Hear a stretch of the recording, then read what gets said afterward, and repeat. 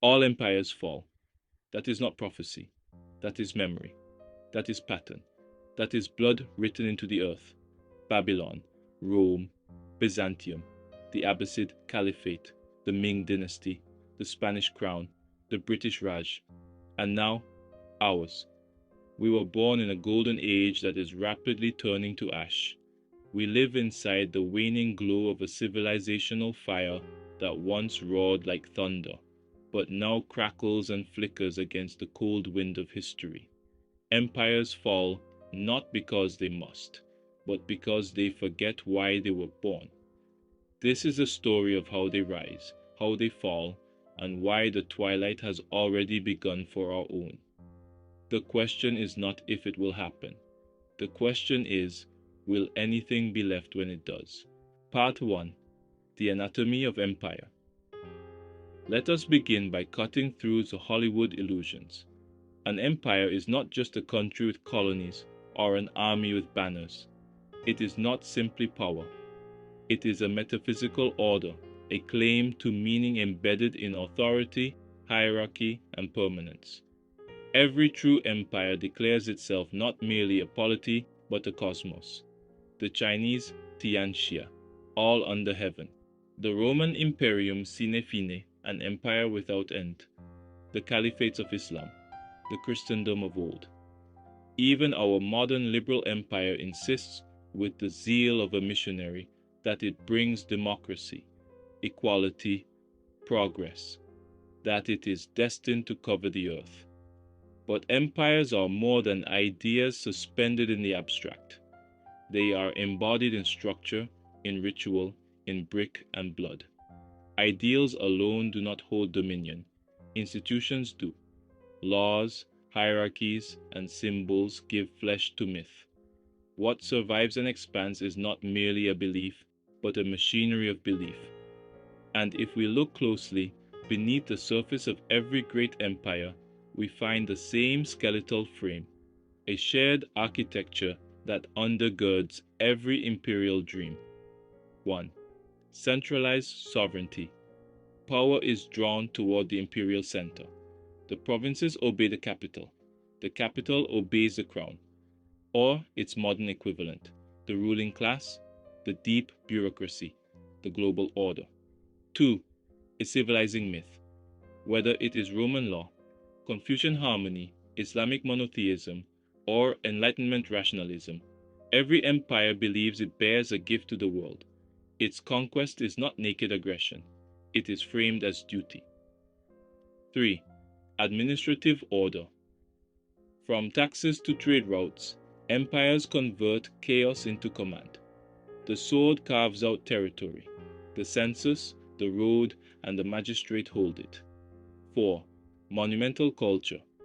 Empires are built to be remembered. From pyramids to skyscrapers, from Homer to Hollywood, they fill the world with signs of their dominion. But behind this grand edifice lies a fatal weakness: imperial hubris, the belief that the present order is eternal, that history has finally reached its destination. That decay is a myth told by jealous rivals, but history has no respect for delusion. Every empire that believed itself eternal eventually found itself in ruins, not because it lacked technology or trade, but because it rotted in the soul. It ceased to believe in what had made it great, and the people, adrift in comfort and cynicism, let the temples fall. Part 2. The cycle no one escapes. The fall of an empire is not chaos, it is choreography. History, contrary to modern delusions, is not a straight line toward progress. It moves in cycles. This is not mystical thinking. It is the sober recognition of pattern in the rise and fall of power. Arnold Toynbee called it challenge and response. Ibn Khaldun called it the cycle of asabiya, social cohesion. John Glubb mapped it into 6 stages. Peter Turchin, a scientist, calls it structural demographic theory. Different names, same pattern. Let me take you through it. 1. The age of founders. It begins in chaos, not simply the chaos of nature, but of human ruin. Collapse, invasion, rebellion. Institutions disintegrate. Trust evaporates. Banditry becomes the law. The old order dies, but no new order has yet arisen. From this abyss emerges a generation of hard men. They do not debate theory. They impose structure. They are not liberal reformers. They are religious prophets, tribal chieftains, warlords, kings. They do not ask for power. They seize it, and in doing so, bear the scars of responsibility. They restore order not because they want to, but because they must. The sword in one hand, the scripture in the other. They lay roads through wilderness, raise temples on blood-soaked ground, and demand obedience not as tyranny, but as survival. They build, they conquer, they bleed. Their hands are calloused, their hearts are steel. They do not speak in slogans, they speak in oaths. They do not create a government, they create a worldview. Their rule is not administration, it is identity. They bind tribe and tongue into something larger than survival, something sacred. Their legitimacy flows not from elections, but from sacrifice. They earn it by bleeding first and eating last. They are not admired, they are obeyed. And in that obedience, a new civilization begins to breathe. Their code is virtue, their language is command, and their monument is the survival of their people. 2. The age of conquest and glory. Once order is secure, the empire looks outward. The frontier beckons. Empty maps and unclaimed coasts become invitations to conquest. The people who once fought to survive now fight to expand. This is the age of ambition, of heroic feats and violent epics. Wars of conquest are no longer matters of necessity, but expressions of destiny. Charismatic generals emerge, men of iron will and divine ego. They carve borders with steel and give new shape to continents. This is when legends are born. Caesar crosses the Rubicon. Saladin retakes Jerusalem. Napoleon crowns himself emperor. Their names become more than history. They become archetype. Expansion is swift and fervent. Morale is high. The society moves with a singular vision. The common man feels he belongs to something transcendent. There is a deep sense of mission. National epics are written. Victory parades thunder through the capitals. Every battle won feels like proof of providence. Glory is no longer personal, it is civilizational. The banner becomes sacred. The army becomes mythic. The generals are not just warriors, they are gods in armor. And underneath it all is a kind of intoxication, the belief that history itself has chosen this people, this nation, this moment to reshape the world. 3. The age of commerce and comfort. Conquest slows. The frontier is settled. The war drums grow quiet. And in that silence, prosperity takes root. Cities rise where there were once outposts. Roads crisscross the empire like veins. Trade expands. Silver flows. The arts flourish. Culture refines. Markets hum with spices, silks, and strange ideas. Temples are renovated into museums. Literacy spreads. Scientific inquiry begins to eclipse the sacred. Law becomes more intricate, precise, expansive. But as the empire grows wealthier, it also begins to soften. The ruling elite begins to change, from warriors to administrators, from prophets to politicians, from ascetics to aesthetes. They wear robes now, not armor. Their weapons are treaties and tariffs, not swords. Their speech, once thunderous, becomes calculated. The spiritual fire that forged the empire cools into glowing coals. The myths that once inspired conquest are now framed and quoted, not lived. The citizen becomes a consumer. The farmer becomes a financier. The soldier becomes a clerk. Heroism is no longer expected, only stability. Efficiency replaces meaning. Bureaucracy expands. Institutions ossify. Risk is replaced with regulation. Conformity becomes virtue. The good is no longer something to strive for. It is something managed, audited, and certified. Prosperity is no longer the reward of virtue. It becomes its own justification. The empire begins to worship its own success, mistaking inertia for invincibility. 4. The age of decadence. Wealth without virtue. Leisure without discipline. Tolerance without limits. The outer trappings of prosperity remain, but the soul that animated them has vanished. The founding myths are now questioned with sarcasm, not reverence. The gods are mocked as relics of ignorance. The soldiers are no longer heroes. They are tools of oppression, dismissed by those who live under the safety they provide. The elite, once bound to the people by duty and example, now retreats into gated communities and digital empires. Art becomes pornographic, not only in flesh, but in spirit. It celebrates the vulgar, mocks the beautiful, and confuses shock with substance. Religion, once the cornerstone of the cosmos, is now therapy for the affluent or moral cover for political ideology. Language itself degrades. Once lofty and ceremonial, it becomes sterile, bureaucratic, and weaponized for compliance. And the masses? Distracted and sedated, lost in infinite entertainment, medicated against their despair, pacified by abundance yet hollowed by loneliness. Pleasure becomes their right, gratitude a forgotten language. Education decays into credentialism. It no longer forms character or sharpens the intellect. It packages the obedient. Morality fractures into lifestyle brands. Virtue becomes signage, and truth bends to audience metrics. Politics becomes theater, no longer a pursuit of justice, but a competition of influences in suits. And yet, the empire still insists. We are at our height.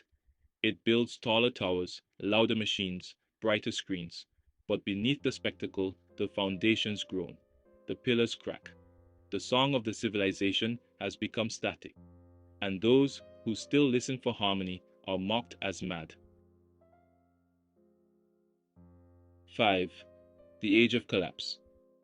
Everything becomes brittle. The currency inflates, not by necessity, but by political cowardice. The bureaucracy metastasizes, creating endless layers of inefficiency and confusion. Loyalty to the nation erodes as shared identity gives way to tribal resentment. Foreigners fill the army, not out of a multicultural dream, but out of desperation, as the native sons no longer believe that the empire is worth defending. The civil service is bloated beyond function. Layers upon layers of administrators, all busy doing nothing. The middle class, the historic engine of stability, is hollowed out, burdened by taxes, drowned in debt, and stripped of generational purpose. The promise of upward mobility collapses. And with it, so does hope. Social trust collapses. Neighbors become strangers. Cities become fortresses. The family, the neighborhood, the church. These bonds that once held the people together fray into individual isolation. Screens replace communion. Fear replaces familiarity. At the edges of empire, invasion. New powers press in. Rival civilizations sense weakness and strike. Migrants flood in, not as settlers, but as symptoms of disorder. The border is no longer a line, it is a sieve. At the center, corruption. The ruling class becomes decadent, detached, and delusional. Their speeches promise equity and renewal, even as the foundations rot beneath their feet. They steal in the name of justice. They lie in the name of progress. The empire eats itself. Collapse comes not as a singular moment, but as a slow-motion avalanche. It is not announced. It is not televised. It is felt in prices, in betrayals, in the silence of institutions that once commanded awe. People do not even notice the fall until the ground gives way beneath them. By the time the walls are breached, the soul has already surrendered. The city still stands. The lights are still on. But the people are already ghosts. Part 3. The American Empire. We now approach dangerous ground. It is easy to talk of Rome, of Carthage, of Byzantium. It is far harder to speak of one's own house as if it were already in flames.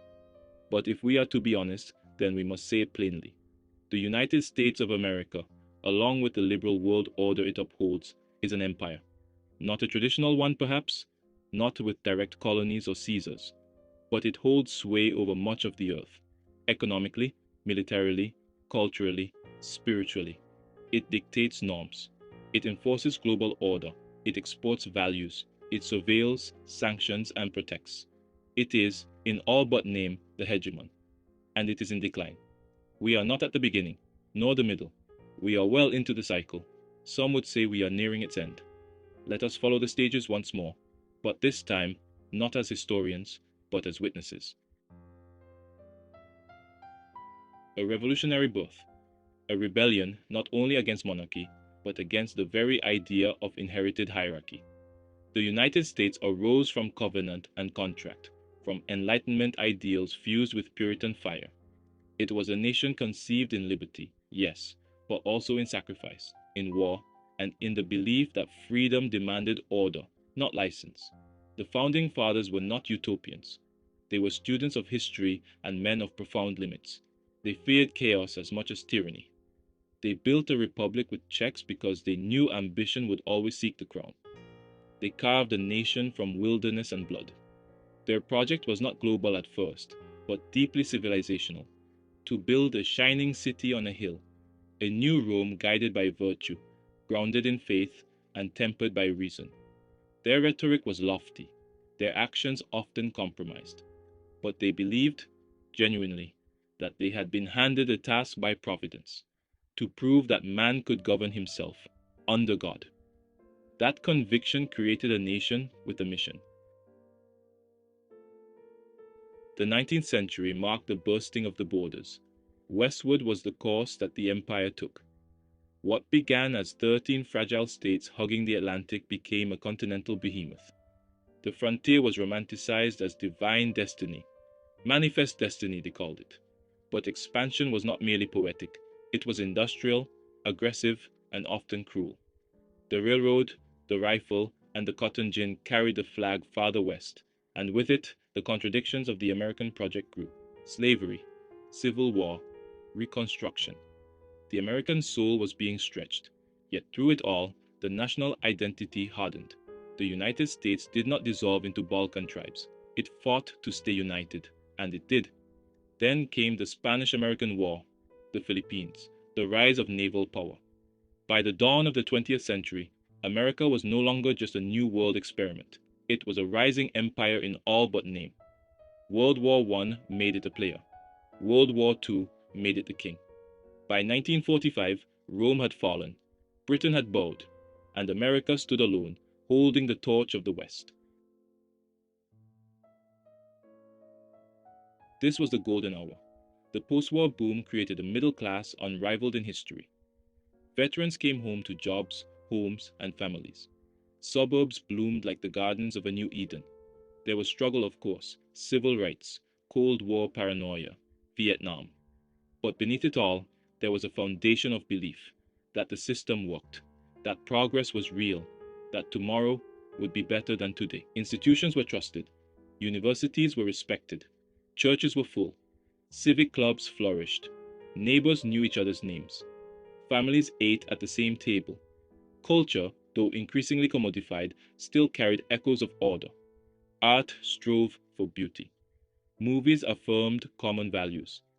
Even the counterculture had a kind of moral seriousness.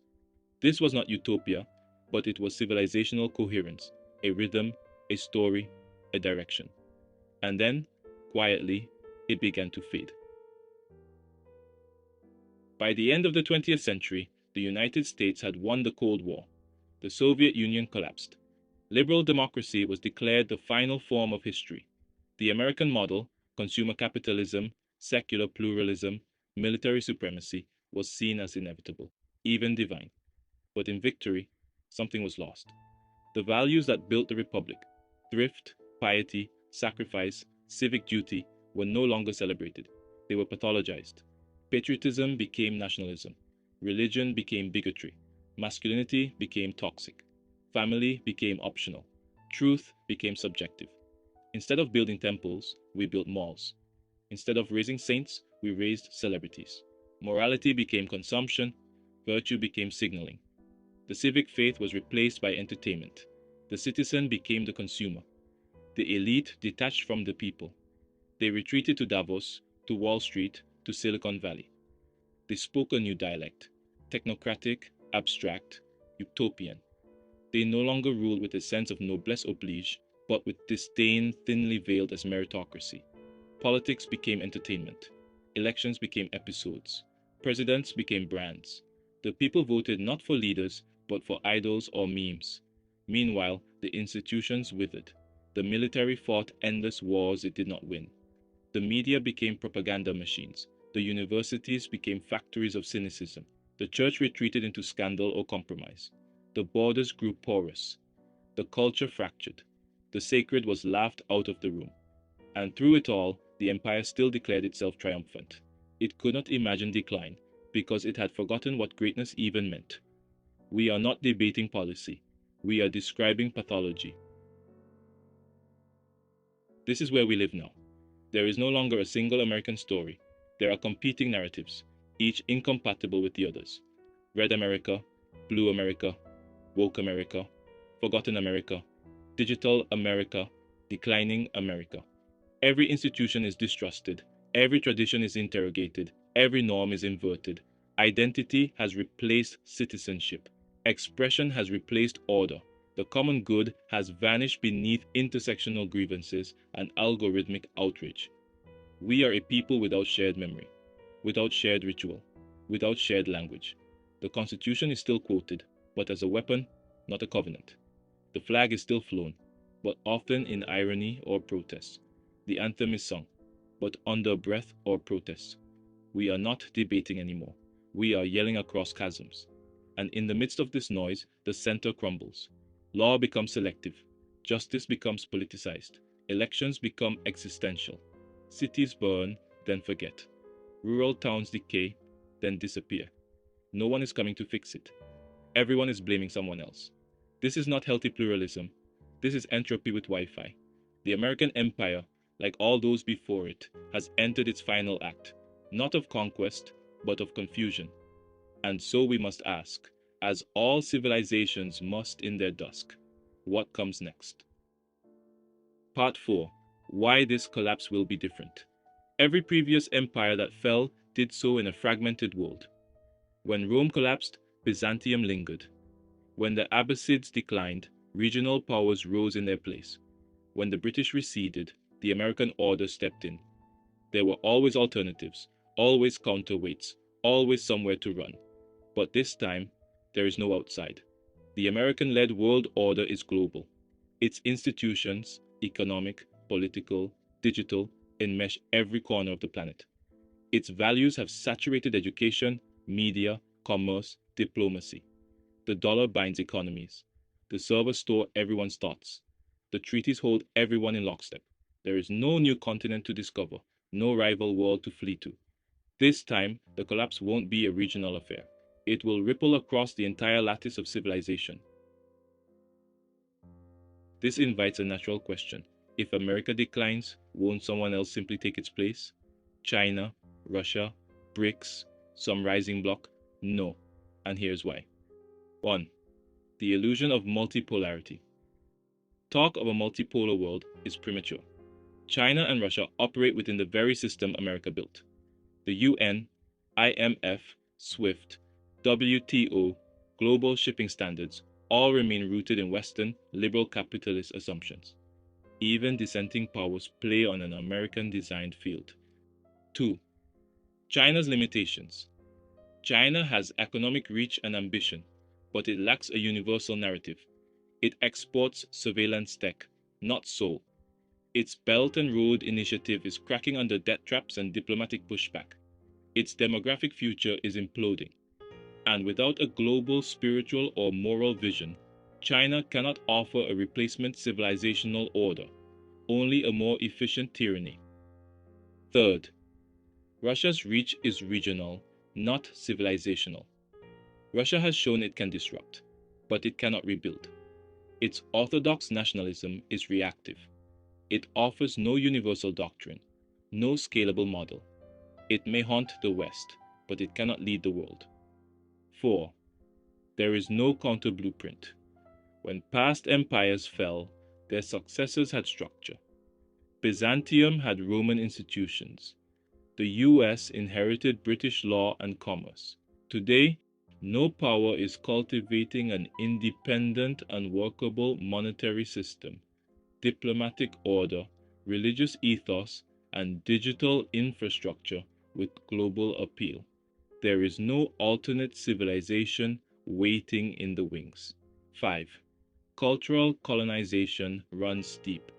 Even the enemies of the West speak its language, literally and figuratively.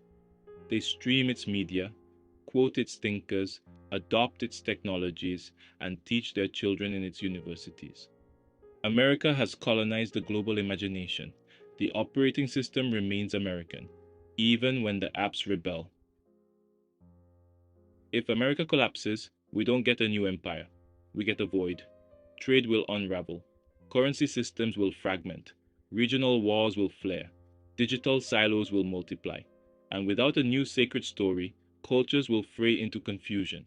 There will be no smooth transition, no new Rome, only disintegration until something else, not yet born, rises from the ashes. Previous collapses allowed for memory to survive in exile. Monks preserved Roman texts.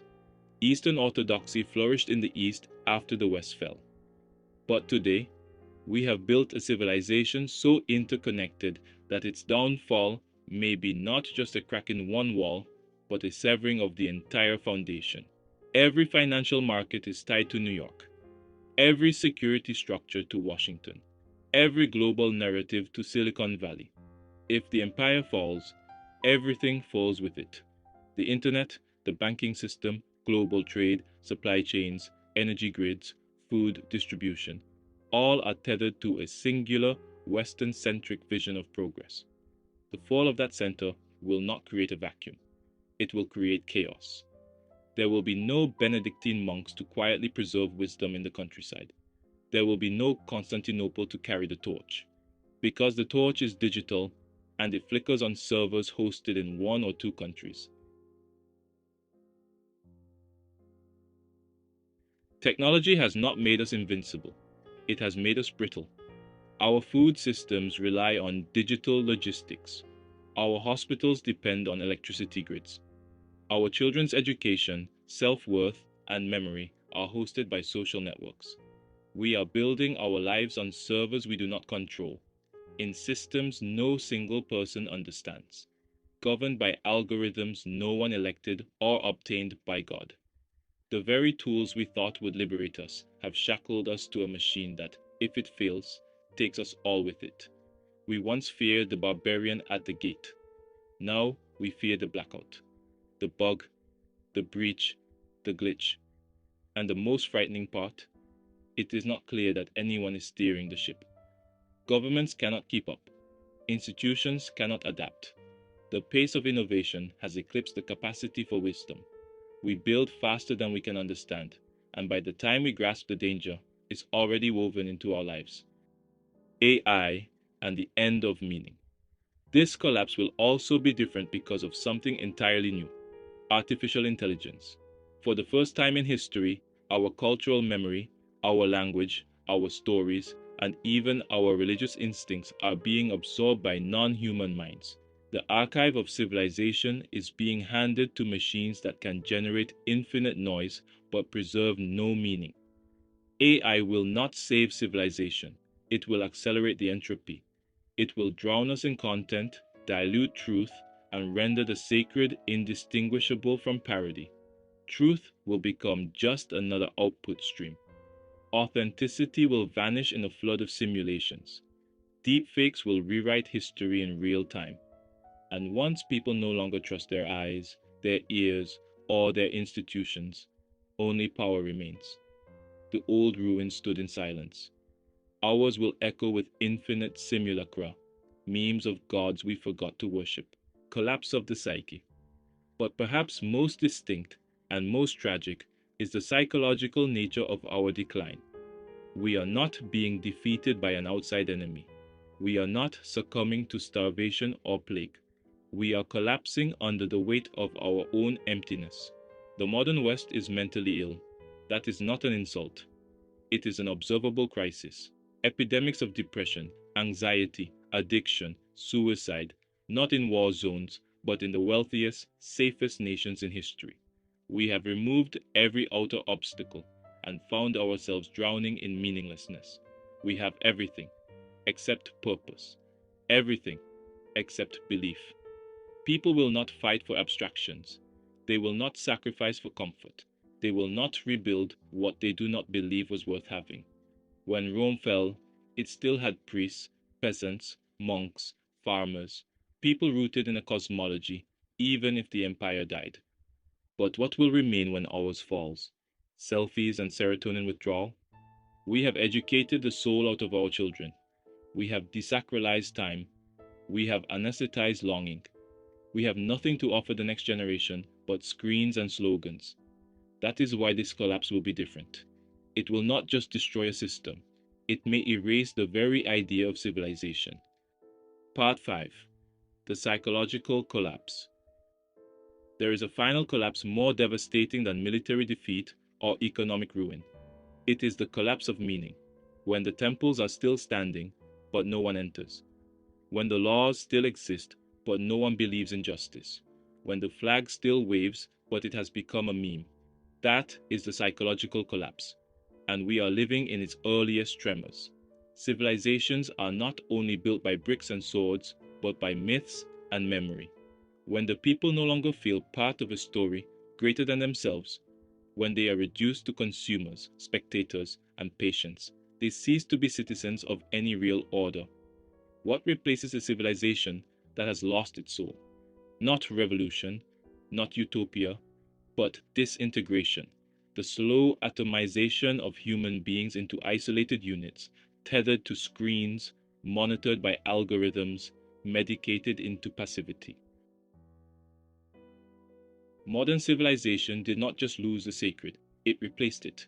Where once God stood enthroned, we have installed the self, the autonomous, expressive, endlessly validated self.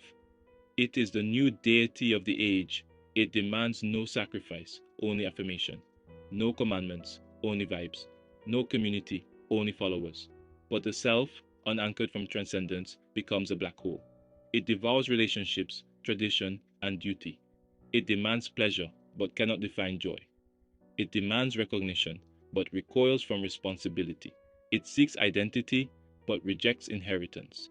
We have called this freedom. However, this isn't freedom, but it is exile.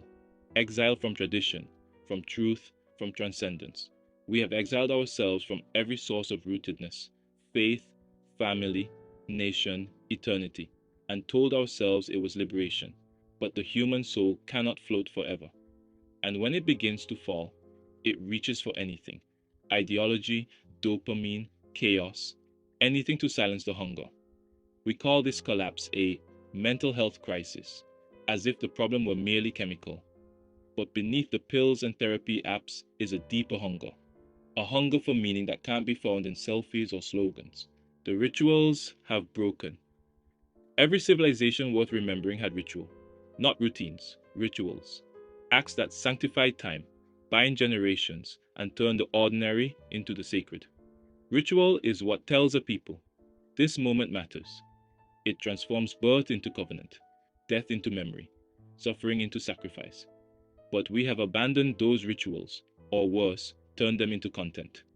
Weddings are aesthetic performances on social media. Funerals are outsourced to strangers. Holidays are sales events. Civic ceremonies are memes for political theater. Even the act of mourning has become a tweet, an emoji, a momentary blur on a feed of forgetting. Without ritual, we forget how to grieve. We forget how to celebrate. We forget how to honor. And without those things, we forget how to live. A people without ritual is a people without reverence. And without reverence, beauty withers. All that remains is novelty. And novelty is the opiate of a dying culture. The loss of generational purpose. A civilization can survive many things: conquest, disaster, even injustice. But it cannot survive if its youth no longer wish to inherit it. Ask the youth of today what they expect from life. Most will not speak of posterity, or of sacrifice, or of greatness. They do not expect to own homes, raise stable families, serve something greater than themselves. They do not dream in centuries. They barely dream in decades. They have been taught to believe in nothing. And then many wonder why they are apathetic, anxious, or angry. They have been told that the past is shameful, the future is hopeless, and the present is plastic. And now we ask them to rebuild the world? They are not weak. They are wounded. They were raised in a house that mocked the foundations and then are blamed when the roof collapses. No great civilization has been built by a generation afraid of adulthood. No empire lasted where the old mocked the young and the young mocked themselves. Without a sense of calling, sacrifice becomes irrational. Duty becomes a burden, and the thread of civilization snaps. The collapse within. The barbarians are not at the gates. They are already in the palace, in the boardrooms, in the schools, in the soul. The new barbarism is not illiteracy or savagery. It is the rejection of form, order, and meaning. It is the educated cynic who tears down beauty for sport, the bureaucrat who enforces compliance but disbelieves truth, the artist who defiles for applause, the priest who preaches nothing. This is not merely a cultural crisis, it is civilizational dementia. Civilizational dementia does not begin with bombs, it begins with forgetting. We no longer remember who we are. We forget what it meant to be a father, a mother, a patriot, a neighbor, a citizen. We forget the stories that once shaped us, the martyrs, the founders, the saints, the rebels who bled for something we now discard. And without memory, there is no identity. Without identity, there is no responsibility. Without responsibility, there is no future. This is not simply moral decay. It is existential disintegration. We still have the machinery of power, the skyscrapers, the satellites, the nukes, but we have lost the soul that gave them purpose. The symbols remain, but the spirit has fled. If this is the collapse of meaning, then what follows? It will not be liberation, it will be simulation. We will create infinite distractions to avoid asking the hard questions. We will drown in content, in commentary, in scrolling. We will keep the illusion alive, through screens, through pills, through rituals of irony.